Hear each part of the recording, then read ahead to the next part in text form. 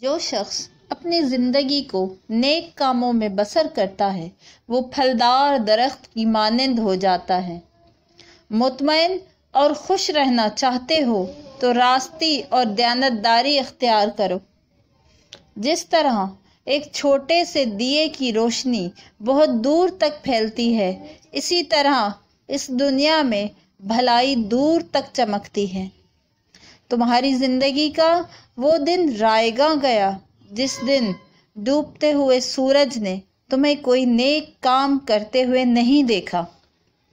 اصلی کار خیر یہ ہے کہ معاوضے کی تمنا کیے بغیر دوسروں کی مدد کی جائے۔ کام کرنے سے بوریت اور غربت جیسی برائیوں کا خاتمہ ہو جاتا ہے۔